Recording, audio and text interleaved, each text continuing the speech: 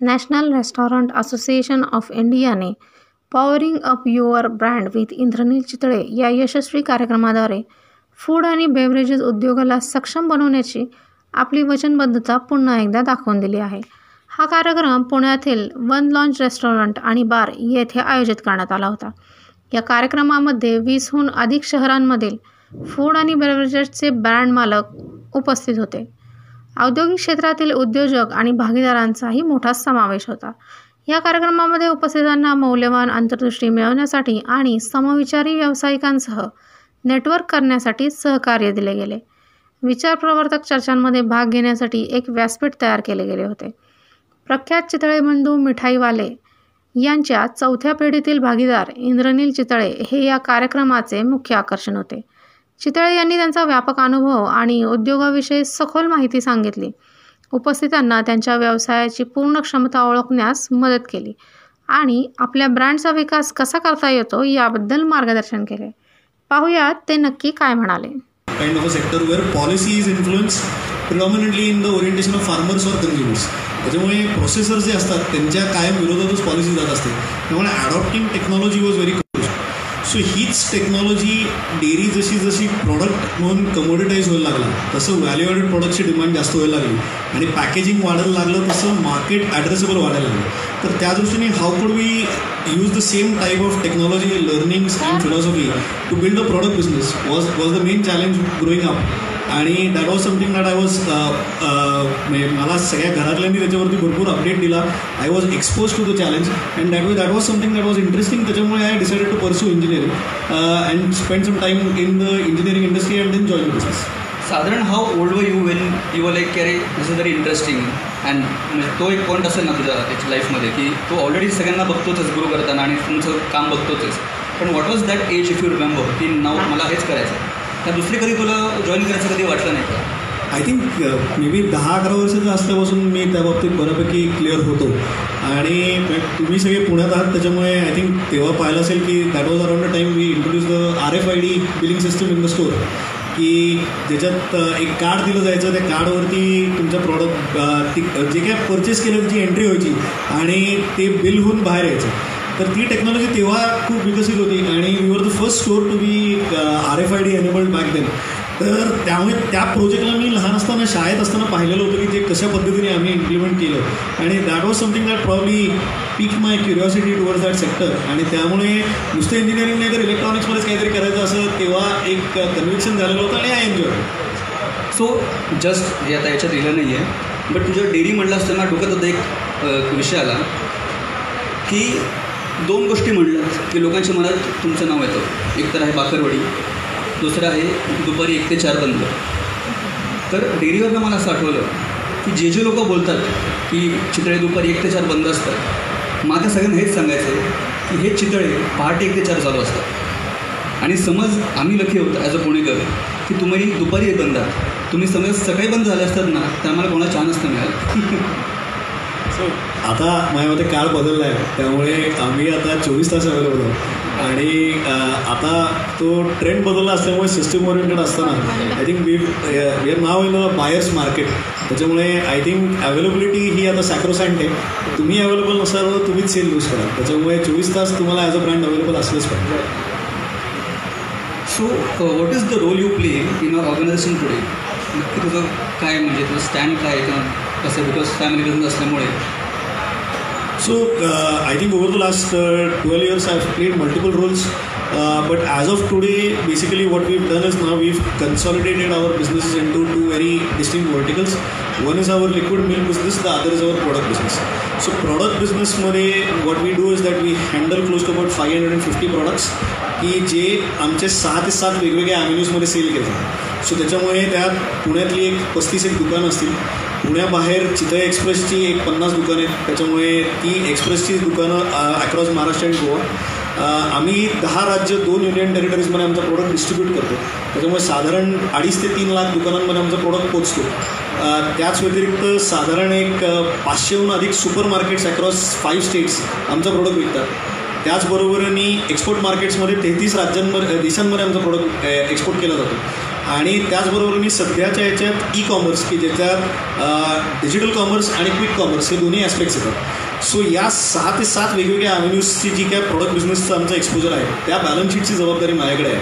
आणि त्या दृष्टीने ती अख्खी P&L स्ट्रॅटेजीपासून मार्केटिंगपासून एक्झिक्युशनपासून अकाउंटिंगपर्यंत सगळ्या गोष्टी ज्या आहेत त्याला मी रिपोर्ट करतो आणि त्या बाबतीतले सगळे जे काही निर्णय आहेत ते घ्यायची ऑथॉरिटी माझ्याकडे. मग तो झोपण्याचं मंत्र काय एवढं सगळं काम नंतर तुला निवांत झोप कशी लागते? बिकॉज इट्स अ व्हेरी म्हणजे खूप ऑब्वियसली वास्ट आहे आणि तुला रोज काही ना काहीतरी होत असतं.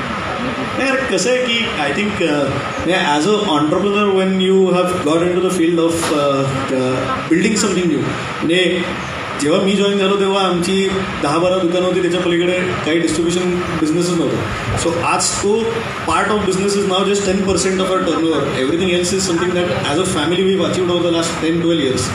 तर ते करताना if you are building something challenges are going to be part of it. Inevitable आहे. The sooner you embrace it and sooner you start liking the challenge, I think the better you R.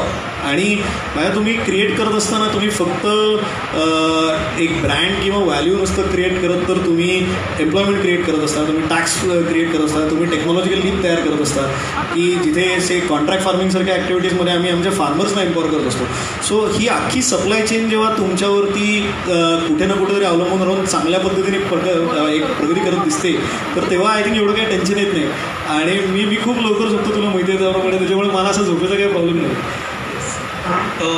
Can you tell us more about the speech sorry आपलं Chitale express, की चितळे बंधू लोकांना हे माहिती आहे पण त्याचे एक्सप्रेस मॉडेल जे आहे ते can you just more elaborate on that? So Chitale बंधूमध्ये काय होतं की मी म्हटलं सर जवळपास 550 or products are something that we manufacture every day. It is a very complex operation. आणि जेव्हा आम्ही ते बघतो की डेटा काय दाखवतो, तर out of the 550 products not more than 80 products actually contribute 80% of our sale.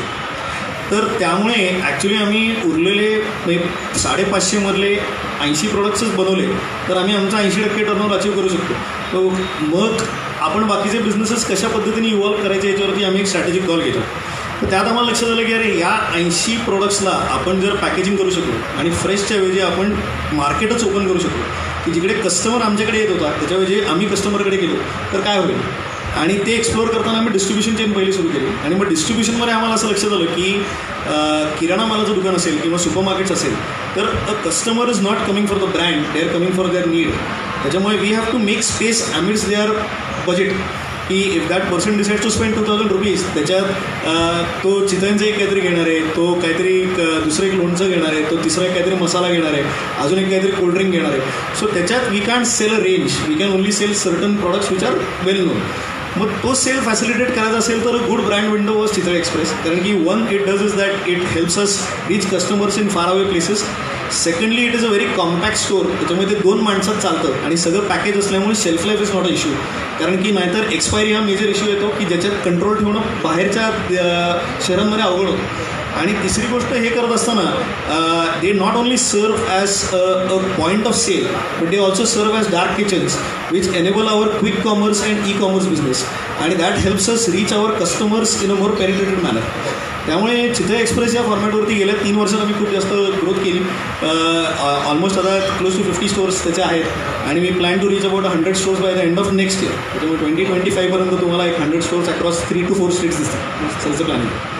Okay. दुसरा माझा प्रश्न असा आहे की what impact have you brought with your approach to the organisation this old? आता 80 वर्ष तुमचं आहे तर तसं तू काय प्रयत्न केला आहेस किंवा करतोच अजूनही?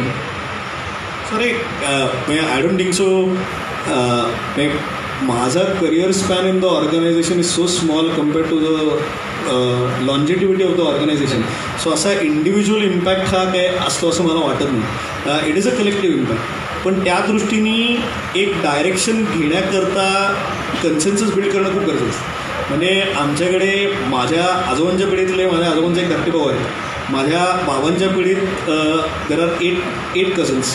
माझ्या जनरेशनमध्ये देर आर 8 कझन्स पण only 3 of them are active.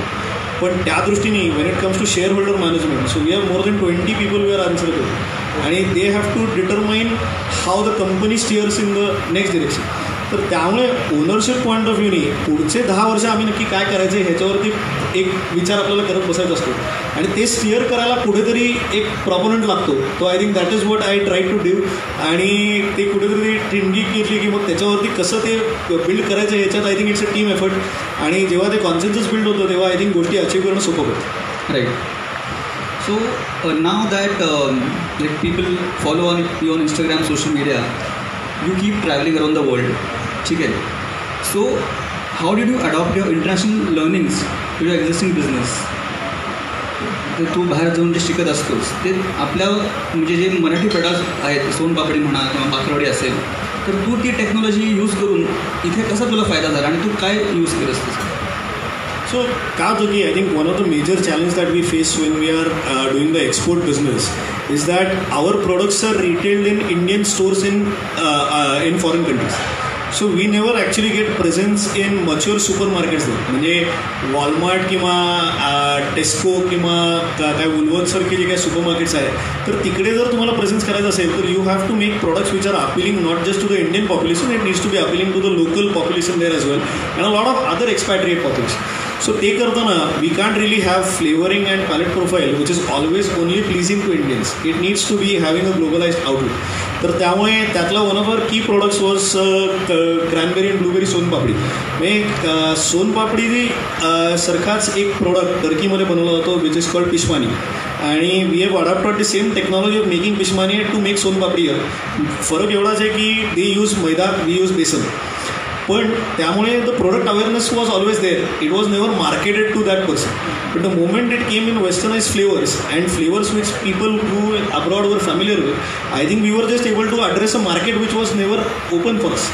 आणि ते करताना आता तसंच we have done same with kaju katli, की जी आम्ही चायनामध्ये काजू कतली खूप विकतो. फक्त आम्ही काजू कतली रोम्बस शेपच्या वेगळी रेक्टँगल फॉर्ममध्ये विकतो आणि त्याला लागलं तर आम्ही चॉकलेट एनरोबिंग करतो. पण ते करून it's a great market. So अशा पद्धतीचे काही अडॉप्शन्स ही त्यांची आम्ही केली आहेत आणि त्या पद्धतीने केल्यामुळे we have actually been able to crack businesses which are not natively Indian but also make sure our customers are globalised. That is what